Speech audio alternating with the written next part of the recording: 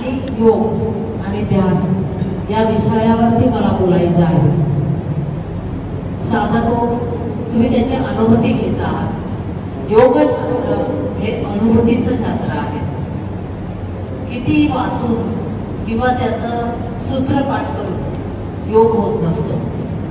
आणि आपण खूप भाग्यवान आहोत की या ठिकाणी आपल्याकडे जो योग मार्ग आहे, योगची जी अंग आहेत, त्यातलं जे ध्यान आहे, त्या ध्यानावरती आपल्याला नेहमीच सद्गुरू ध्यान करायला सांगतात आणि ध्यान स्वतः शिकवलंय, त्यांनी शिकवतात. तर हे ध्यान करत असताना आपल्याला योग कसा सपोर्ट करतो, त्याचा कसा फायदा होतो, हे आज आपण बघणार आहोत. तर आसन, प्राणायाम या गोष्टींवर जरी आपण लक्ष केंद्रित केलं, तसं बघितलं तर योगाचे अनेक प्रवाह आहेत. या प्रवाहांमध्ये आपण जास्तीत जास्त फोकस करतो तो पतंजल ऋषींनी सांगितलेल्या अष्टांग योगावरती. तसा हठयोग, ध्यानयोग, भक्तियोग, ज्ञानयोग, हे सर्व योग, त्या राजयोग, हे सर्व त्या जागेवरती आहेतच. पण मात्र जर आपण अष्टांग योगचा विचार केला तर त्यांनी एक खरंच खूप सुंदर असं सूत्र लिहिलेलं आहे. यम नियम आसन प्राणायाम प्रत्याहार धारणा ध्यान समाधी योग अष्टांगाने. यम, नियम, आसन, प्राणायाम, प्रत्याहार, धारणा, ध्यान आणि समाधी ही योगाची 8 अंग आहेत. आणि आपण तर ही जी पहिली अंग आहेत बहिरंग योग मधली, यम, नियम, आसन, प्राणायाम, प्रत्याहार पार करून आपण धारणा ध्यान पर्यंत करतो आहोत. आणि हे ध्यान करत असताना आपल्याला कसं करायचंय की ज्याच्यातून आपल्याला खूप चांगल्या पद्धतीने आपल्याला आपली आत्मनदी साधता येईल, आत्मसाक्षात्कार साध्य करून घेता येईल. इथे मी आत्म्याचा किंवा आपणच आपल्या या ध्यानकेंद्रामार्फत जे आत्म्याचा विकास करण्याचं साधन सांगितलेलं आहे ध्यान, हे कसं होऊ शकतं, हे याच्यामध्ये खूप महत्वपूर्ण गोष्ट आहे. आणि या योगपीठामध्ये सगळ्यात महत्वाची गोष्ट ही आहे की हे जे ध्यान आहे हे हृदयापासून केलं जातं. अनाहत चक्राला त्याला त्या ठिकाणी महत्व दिलेलं आहे. त्या ठिकाणी तर मी येईलच, परंतु आपले जे काही अंग सांगितलेले आहेत त्याच्यात आपण अगदी 2-2 मिनिटांसाठी त्याच्यापर्यंत जाऊ. यम खूप सुंदर सांगितलं. यम म्हणजे काय, तर तुम्हाला समाजामध्ये कसं वावरायचं आहे. सुरुवात इथूनच होते. समाजामध्ये तुम्हाला कसं वावरायचं आहे ते सांगतं ते यम. त्याच्यानंतर काही नियम आहेत. तुम्ही सकाळी उठल्यापासून तर रात्री झोपेपर्यंत तुमची जी दिनचर्या आहे ती दिनचर्या कशी असावी हे तुम्हाला नियम सांगतं. आणि या आपल्या ज्ञानपीठामध्ये, योगपीठामध्ये आपल्याला हे सगळं सांगितलं जातं. आपल्याला ज्या वेळेस हे सांगितलं जातं, आचरणामध्ये आपण जर करत असतो तर काही गोष्ट नाही, परंतु जेव्हा आपण सुरुवात करतो तेव्हा आपल्याला वाटतं की काय होतंय, थोडंफार बदल केला तर. पण खरोखर ही गोष्ट खूप महत्वपूर्ण आहे. नंतरची गोष्ट येते ती आसनांची गोष्ट येते. आसन का करायचंय, आपण तर ध्यान करून सुद्धा आत्मसाक्षात्कार करू शकतो, परंतु आसन यासाठी करायचं आहे की ज्या ध्यानासाठी आपल्याला बसायचं आहे ते ध्यान करताना आपण एकाग्रता साधू शकतो. कारण योगची व्याख्याच अशी आहे, योग चित्त वृत्ती निरोध. योग चित्तवृत्तींचा निरोध करतो. आणि योग काय करतो, योग युजक या धातूपासून आलेला आहे. युजक म्हणजे जोडणे. जोडतं कशाचं कशाशी आहे, तुमचं शरीर, मन याचं एकमेकांशी जोडलेलं पाहिजे. जर हे दोन्ही विरोधाभासात काम करत असतील तर तुम्हाला मनाला शांती प्राप्त होणार नाही, तुम्ही तुमचा आत्मसाक्षात्कार करून घेणार नाही. आत्म्याचं परमात्म्याशी मिलन म्हणजे योग आहे. किती समर्पक अशी ही व्याख्या आहे. आणि मग आपल्याला जर आपण आसनांद्वारे, आताच आपण जे रिदमिक योग, संगीतमध्ये ज्या मुलींनी योग केला त्यांनी काय केलंय, त्यांनी फक्त त्यांच्या शरीरावर नियंत्रण प्रस्थापित केलंय. शरीरावर जर तुम्ही नियंत्रण प्रस्थापित केलं तर तुम्ही मनावर नियंत्रण प्रस्थापित करता. Sound mind in A sound body. मग हे साध्य करण्यासाठी आपल्याला योग खूप उपयोगाचा आहे. आणि त्याच्यात आपण जे प्रॅक्टिकली करतो, वर्तनाच्या बाजूला जाऊन करतो, ते आसन खूप महत्वाचे आहे. बरं, आसन करायचे म्हणजे आपल्याला खूप अवघड आसनं करायचे असं नाहीये. म्हणूनच या ठिकाणी मी जाणीवपूर्वक काही मुली या स्पर्धांमध्ये सहभाग घेणाऱ्या होत्या की ज्या 18, 20, 22, 25 वर्षांच्या होत्या आणि काही महिला अशा होत्या की ज्या 50+ होत्या. तुम्ही आसन कोणतंही करा, ते स्थिर सुखम आसन झालं पाहिजे. तुम्ही खूप अवघड आसनं केली म्हणजे तुम्ही शरीरावर कंट्रोल, नियंत्रण प्रस्थापित करतात असं नाही. मुळीच तुम्ही काय करायचं आहे त्या ठिकाणी, तर तुम्हाला जे स्थिर, ज्याच्याने तुम्हाला स्थिरता प्राप्त होईल, सुखकारकता प्राप्त होईल, अशा आसनांमध्ये आपण एका ठिकाणी जास्त वेळ बसू शकतो. आणि ही केव्हा प्राप्त होतं, तर त्याच्यामध्ये दृढता प्राप्त झाल्यावर, तुम्ही प्रॅक्टिस केल्यानंतर. आणि याच्यामध्ये आपल्याला भरपूर अशी ध्यानात्मक आसनं दिलेली आहेत. मग दुसरी गोष्ट त्याच्यानंतर येतो तो प्राणायाम. आम्हाला खूप वेळेस असं वाटतं की प्राणायाम म्हणजे काय आहे, तर श्वासावरती नियंत्रण प्रस्थापित करतात. आणि प्राण म्हणजेच जो ऑक्सिजन आम्ही शरीरामध्ये घेतो त्याच्यावर नियंत्रण प्रस्थापित करायचं. पण आपल्या ध्यान केंद्रात किंवा आपल्या योगाच्या भाषेमध्ये जर बघायचं झालं, आपल्याला जर पुढचं पाऊल चालायचं आहे, आपली आत्मोन्नती साधायची आहे, आपला आत्मसाक्षात्कार साधायचा आहे, आपल्याला अनुभूती घ्यायची आहे, तर याच्यामध्ये तुम्हाला हे जे प्राण शरीराकडून करणाऱ्या कृती आहे या स्थूल आहेत, पण सूक्ष्मतेकडे जायचंय. हा प्राण म्हणजे हा दिसत नाही, आपल्या शरीरामध्ये तो फिरत असतो. या याचा आयाम, प्राणायाम म्हणजे प्राण अधिक आयाम, याचं विस्तारीकरण करायचं आहे. आणि हे विस्तारीकरण आपण योगाच्या माध्यमातून करू शकतो. मग हे कसं करू शकतो आपण, तर या ठिकाणी त्याच्यामध्ये 4 पायऱ्या पण दिलेल्या आहेत. त्याच्यामध्ये श्वास आपण जो घेतो त्याला पूरक म्हणतो, श्वास सोडतो त्याला रेचक म्हणतो. श्वास आपण बाहेर रोखून ठेवतो, बहिर्कुंभक करतो.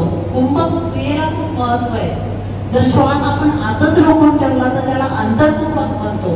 आणि याच्यामध्ये अगदी उच्चतर पातळी म्हणजे केवळ कुंभक आहे, की त्यावेळेस आपल्याला आपलं हृदय असं असतं, श्वास घेत पण नाही आणि सोडत पण नाही. तुम्ही म्हणाल की ते सगळं संतच करू शकते, आपण पण करू शकतो. आपल्याला फक्त अनुभूती घ्यायची. तुम्ही कपालभाती करा, शुद्धिक्रिया केल्यानंतर तुमच्या लक्षात येईल की काही कालावधीसाठी आपण केवळ कुंभक केलेलं आहे. फक्त हे जाणीवेचं शास्त्र आहे. तुम्हाला जाणीव ठेवणं त्या ठिकाणी गरजेचं आहे, जाणीवपूर्वक त्या गोष्टी करणं गरजेचं आहे. आणि या गोष्टी तुम्ही साध्य केल्या म्हणजे तुम्हाला ध्यान करता येईल. आणि त्याच्यामध्ये प्रत्याहारमध्ये आहेतच की तुमचे जे ज्ञानेंद्रिय आहेत त्याच्यावर तुम्हाला नियंत्रण प्रस्थापित करता आलं पाहिजे. ज्ञानेंद्रियांवर नियंत्रण प्रस्थापित करता आलं पाहिजे. आणि तुम्ही जर या ठिकाणी आलेले आहात तर तुम्ही नक्कीच ते करण्याच्या प्रयत्नात आहात, केलेलं आहे हे नक्कीच आपण समजू शकतो. आणि या ठिकाणी मला एक गोष्ट खूप छान आवडते की ध्यान जे आहे ते तुम्हाला अनाहत चक्रातून करायचंय, की ज्याचं स्थान आपल्या मेरुदंडाच्या मागे म्हणजे मेरुदंडाकडून हृदयाच्या स्थानी आहे. आणि ज्याचं अनाहत चक्र जागृत होतं त्याच्यामध्ये आपोआपच प्रेम, दया, करुणा या भावना निर्माण होत असतात. तुम्ही स्वतःला आत्मपरीक्षण करू शकता, स्वतःला तुम्ही ओळखू शकता. जर तुम्हाला कोणाबद्दल द्वेष निर्माण होत असेल, कोणाबद्दल राग निर्माण होत असेल तर तुम्ही समजायचं की आम्हाला अजून ध्यानाची गरज आहे. आणि जर आपोआपच हे गोष्टी होत असतील तर तुम्ही समजायचं की माझी अवस्था जी आहे ती प्रगत आहे. आणि खूप सुंदर असं आहे. आपण जे आपल्या याच्यामध्ये ते नील कमल घेतलेलं आहे तेच त्याचं चिन्ह आहे, ज्या पाकळ्या आहेत तेच त्याचं चिन्ह आहे. आणि हे प्रेमाचा संदेश देणारा आहे, प्रेमाचं प्रतीक आहे. आणि या पद्धतीने जर आपण केलं तर नक्कीच आपण, या ठिकाणी एक गोष्ट खूप महत्वाची आहे. आत्मा हा, आम्ही आपण भजन ऐकले, आपोआपच अंगावरती एक असे रोमांच उभे राहतात. आपोआपच आपल्याला खूप छान अशी मनाची शांती प्राप्त होते. आणि इथे आपण कोणाला पूजन करतो तर आत्म्याचं पूजन करतो. आत्मा हा आदी आहे, अनंत आहे. सगळ्या गोष्टी या पृथ्वी तलावरती सृष्टीवरच्या नष्ट होणार आहे, पण चिरकाल टिकणारी गोष्ट कोणती आहे तर ती आहे आत्मा. आणि याच आत्म्यावर आपल्याला काय करायचं आहे तर प्रेम करायचं आहे. किती सोपं आहे. आणि आपल्याला आपल्या सद्गुरूंनी नेहमी असं शिकवलं आहे की ध्यान कसं करायचंय. खूप चांगली गोष्ट आहे. मी तर म्हणते या पृथ्वी तलावर आलेले प्रत्येक आत्मा तर पवित्र असतोच, पवित्र आत्मा आहे. ह्या बाह्य षडरिपूंमुळे आपलं काहीतरी गोष्ट आपण विचलित होत असतो. पण मात्र एक गोष्ट, आपण स्वतःला पाठीवर थाप मारून स्वतःला भाग्यवान समजायला काही हरकत नाहीये. आपल्याला या गोष्टीचं माहिती झाली आणि आपण स्वतः ध्यान करून, मी सुद्धा असा विचार करायची पहिले जेव्हा मला या ठिकाणी मी जॉईन नव्हते किंवा मला योग संदर्भात एवढं माहिती नव्हतं. योग संदर्भातही माहिती झाल्यानंतरही मला खूप गोष्टी नव्हत्या माहिती, जरी मी त्याच्यामध्ये PhD केलं तर. पण मला वाटायचं ध्यान करायचं म्हणजे कसं काय आत्मसाक्षात्कार होणार.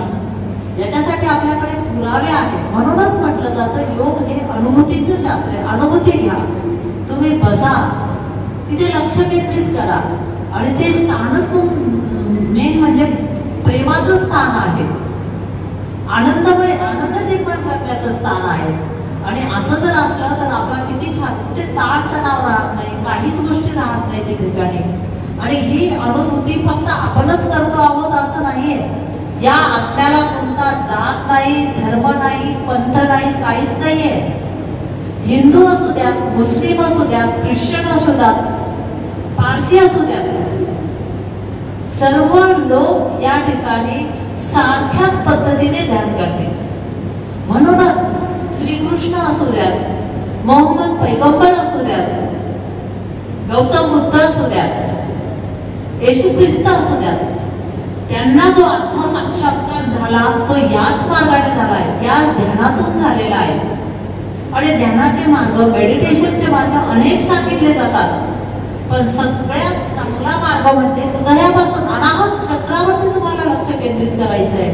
तुम्ही म्हणाल की या सारख्या अनाहत चक्र म्हणताय, त्याचं थोडंसं मी सांगते की आपल्या शरीरामध्ये अनेक नाड्या आहेत. अशा तर उल्लेख केलेल्या 3.5 लाख नाड्या आहेत. 72,000 नाड्यांचा उल्लेख त्याच्यामध्ये आहे. आणि मग या नाड्यांमध्ये ज्या 3 महत्वाच्या नाड्या आहेत, इडा, पिंगला आणि सुषुम्ना, तर या नाड्या ज्या आहेत त्या आपल्या मेरुदंडाच्या बाजूने जात असतात वरच्या दिशेला. आणि या 3ही नाडा म्हणजे सुषुम्नाला जिथे इडा आणि पिंगला ज्या मिळतात ते चक्राचं स्थान असतं. आणि या चक्रावर तुम्ही ध्यान केल्यानंतर तुम्ही त्या चक्राशी संबंधित जे गुणधर्म आहेत त्याचा विकास करू शकता. खूप सोपी पद्धत आहे. असं आपल्याला खूप ऋषीमुनींचं तत्वज्ञान वगैरे ऐकल्यानंतर असं वाटत होतं की इतक्या वेळ तप करायचं, तप या गोष्टीबद्दलच आपल्याला भीती वाटते. पण मात्र किती सोपी पद्धत आहे, खूप सोपी पद्धत आहे. आणि हा अनुभव आपण घेऊ शकतो. सकाळी आपण सगळे बिझी आहोत असं आपण स्वतःला म्हणतो. एक गोष्ट आपण नाही केली तर काही बिघडत नाही, परंतु सगळ्या गोष्टी आपल्याला करायच्याच असतात. त्याच्यामुळे आम्ही सगळे बिझी झालेलो आहोत. पण तुम्ही सकाळी उठल्यानंतर स्वतःसाठी वेळ द्या.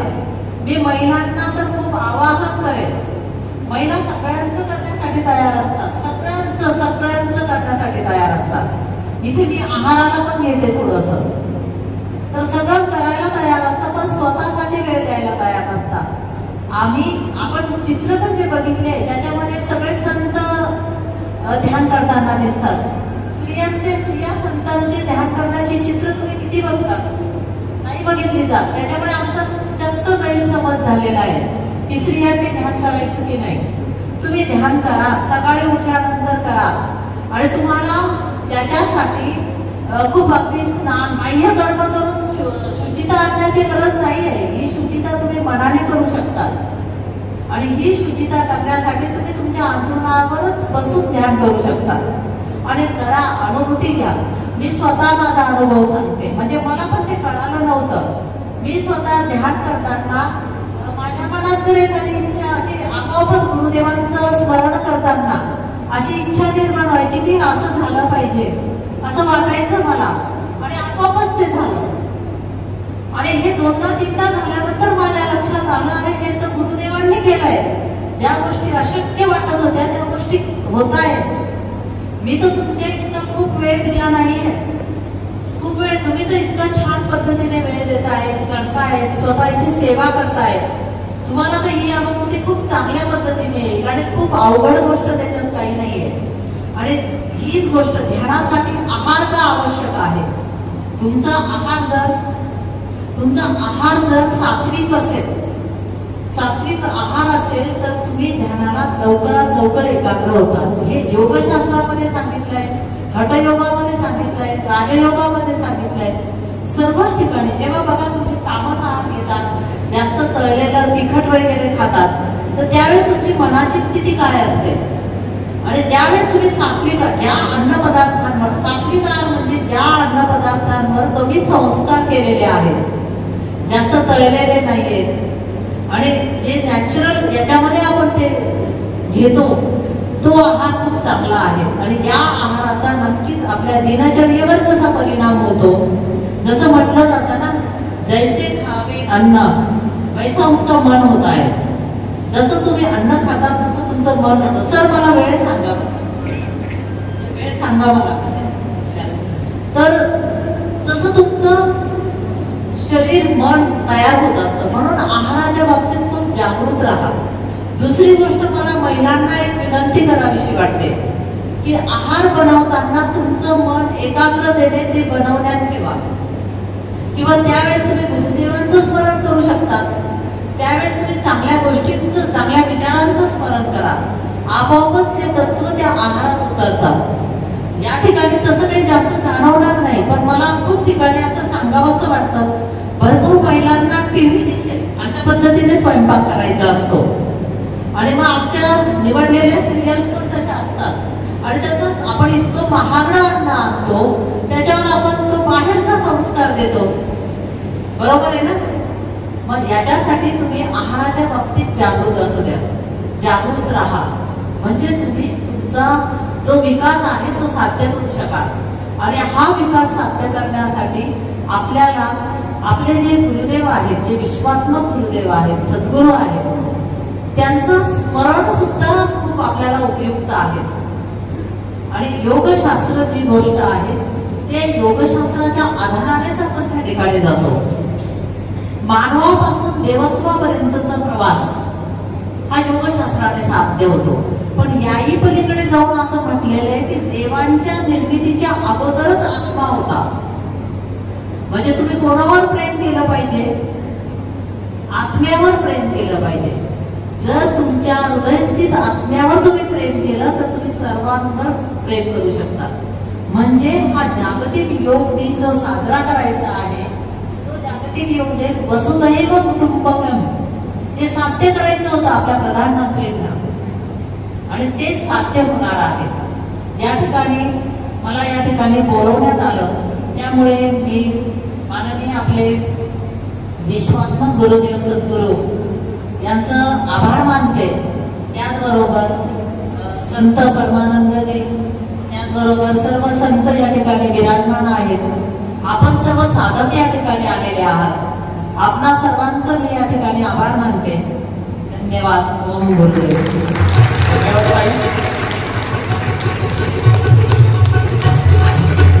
ब्रह्मा गुरुर्विष्णु गुरुदेवो महेश्वरः गुरु साक्षात् परब्रह्म तस्मै श्री